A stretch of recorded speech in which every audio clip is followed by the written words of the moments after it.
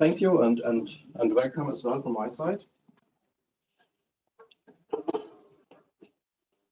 So I want to talk about token as a new form of ownership. And of course, it's much about a hype about blockchain, and a lot of people link it directly maybe with cryptocurrencies and Bitcoin. And of course, we have something like this as well for real estate as well. 2006, we had the first we had the actual first millionaire being active on the virtual platform Simple Life, who was then making a fortune out of real estate agent activities. They are just selling, buying virtual homes. And last year then as well, we had the Mars House project, again, just a virtual home, which was sold for around $500,000 just for the metaverse. So this is then in the end not my talk today, even if it's related, and maybe digital twins is one of our next topics, but then of course we will have more the real implications of having a digital simulation, a digital twin of the real home. So from the academia, we must always start with, we want to solve a problem. And then the more academic people always ask us, why is blockchain necessary for using a new form of ownership of owning a property or real estate? We have already plenty of different solutions here in the industrialized worlds. And even if you want to transfer or just to own a property with a land registry and so on, we have the book system for centuries and it works pretty well. So why?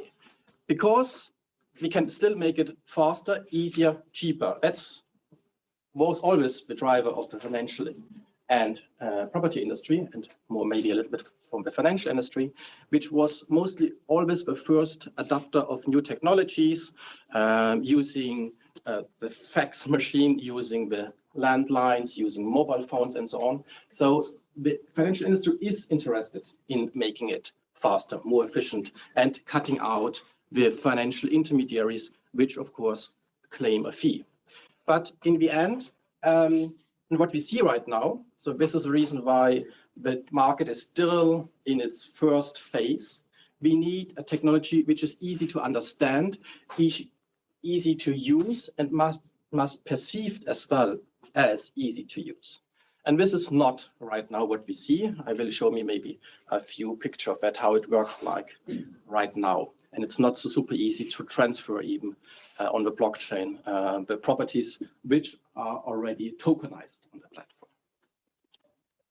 So I start with what is a token. And before the European Union initiated the digital package for introducing more and more regulation among the member states with the MiCA regulation, the super tiny country, Liechtenstein, started with our own blockchain act to foster the possibility to use blockchain in the financial sector. So what we see right now, even in the US, the most active market for tokenized properties is this right now, even without a legal framework or using the traditional old financial framework, what we see is such a container system. So what we have is a property, we put it in a container, we wrap it in a container, and the token container model means that then the property is wrapped and can be split in its different parts and its different rights, which are connected. And each right can be connected with a specific token. We then even have different type of tokens. For example, then something like the ownership rights token, which we then call security token, or maybe the utility token. So the possibility to use as a renter to live in the building, that's then a utility token. So you can split the different rights connected with a property. And the interesting thing with the token is that then after the physical property is wrapped in this system, it can be then transferred to the digital world instead of using, as it is right now, a paper-based certificate system to issue an equity, a bond, or whatever. So thinking about a property, then we can think about the different rights. And of course, a property has more possibilities, but as it is right now, the most active market, as I mentioned, US, it is mostly the rental part. So what is tokenized right now are the rent cash flows of a property in the US.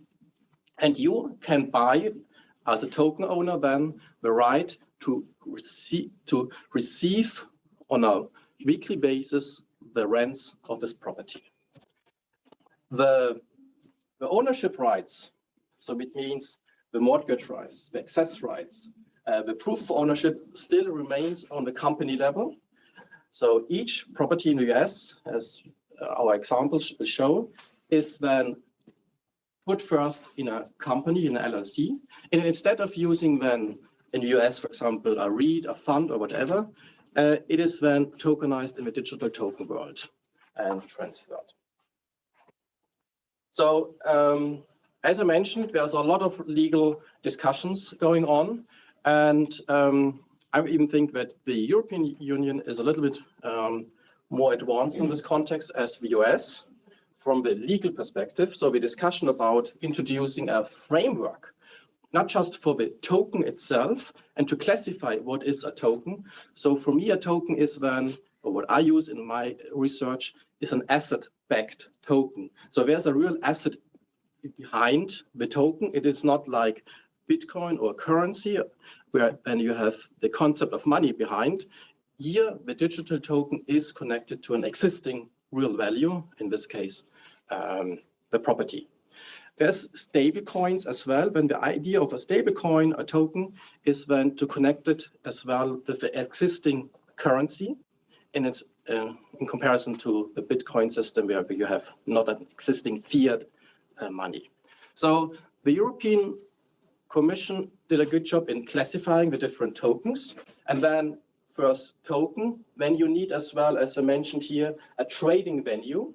So instead of being on a normal stock exchange, these tokens are then transferred between A and B on a decentralized exchange, which is a private organized exchange, and give, of course, then the tech companies more and more power to organize such things. But the traditional stock exchanges, NASDAQ and so on, of course, they are active on this market as well and have collaboration joint projects. And then the third one, which is mentioned here, are the wallets.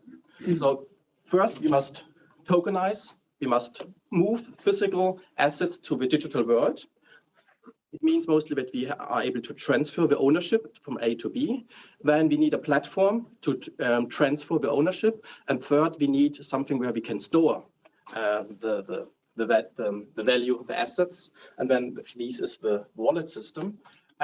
So all three aspects are mentioned and tackled by the European Union for the Digital Finance Act.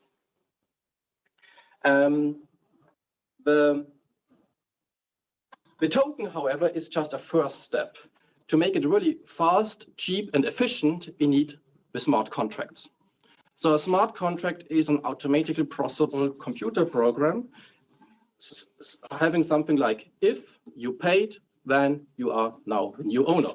So there's no legal person involved anymore in this process. If you fulfill a requirement, then the consequence is based, of course, on a legal basement and on our contract as we have.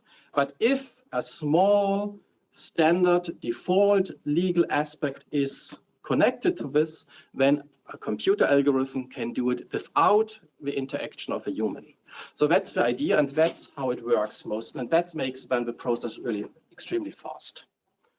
Of course, in the discussion, we can talk, is it necessary to have a fast ownership transfer for homes? Maybe not. It should be even take a while to think about if you want to be the new owner of a home. But still, this is how it works and how it makes the process extremely efficient. So the idea of tokenizing properties is for years on the market. And we started with a project, which you can see here on the left-hand side, the tokenized Boston property project in New York City, where a Chinese developer then tokenized these around 200 units building and still own the tokens. So they moved the ownership to a digital system and hold then the tokens in their portfolio. Interesting, we see a lot of such projects as well in Europe. So big insurance companies, big investment companies owning then the properties, but they're not active on the market. This means there's no secondary market then available where tokens are transferred from A and B. And we from the research side are mostly interested in this activity on the secondary market because we can learn more what is going on in the secondary market. That's the reason why, inspired by our research in the industry, we hand-collected then the data of around 200 projects in the US. On the right-hand side, you see a single-family home in the US, mostly in Chicago. It's mostly single-family homes. Each home is then put in a legal entity, a normal company, and then the company is digitalized. It means the ownership, the rights of owning this company is then tokenized. And these tokens can be in a first step in the initial public offering, or on the token market, we call this security token offering, can be bought by us, by American or international investors if they are allowed to invest in the US. So first you must send documents to the company before you can buy them, but then even international people can buy these tokens. We tokenize it in such a way that the token price is around 50, 60 US dollars. So for us in the industry, rated world cheap. And the rent per token is extremely high. So the expected return is between 8, 9, 10% per year. Depends on the location or on the type of property, because it's mostly then as well with a Section 8, is an aid program to help the people living in the building with the rents and so on. But that's a typical token in the US right now, which we can buy. So we collected this 200 from these 200 projects, the information, property characteristics, and so on, plus on the secondary market vendor transactions. So even if we have only 200 properties, we have around 200,000 transactions on the blockchain, which are completely public available for us. So we can see with the public domain address, then the transaction between A and B, we are able to see how many tokens has one wallet, or how many properties has one wallet, and something like this. So here's again the process described. As I mentioned, the property is put in a legal entity. The entity is then moved to a digital world, tokenized, and then now the smart contracts come in. You have the first initial public offering of the token, a transfer, you have to pay the money, an automatic process. If it's received, you are now the owner. And then we have a very active secondary market where you can transfer then the token from A to B. So this is as it is right now. We collected the data and analyzed mostly, as you see on our title, what is the driver right now? Is it mostly the crypto hype on the market, because a lot of investors are interested in owning such types, or is it still the fundamentals? So the age, the size, the location of the property. So which is more important for the people on the first side, on the primary market to buy it first, and as well on the secondary market then on the. Of course, US and we in Europe, we have different opportunities. We can also do it in REITs and funds, but it's an interesting additional opportunity to own properties, and it gives you even a more direct ownership perspective than a REIT or a fund where you're indirect owner of properties. And it gives you the possibility to diversify by your own, so you can buy different tokens of different properties and diversify your portfolio, instead of that the REITs is doing that for you by buying around 20 or more properties.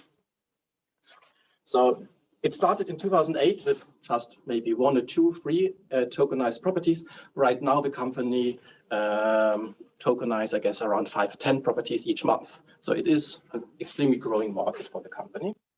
And as I mentioned, 200,000 observations. So I want to sum up with our key findings. So what is the driver right now? Is it the property characteristics, size, age, or is it the hype on the crypto market?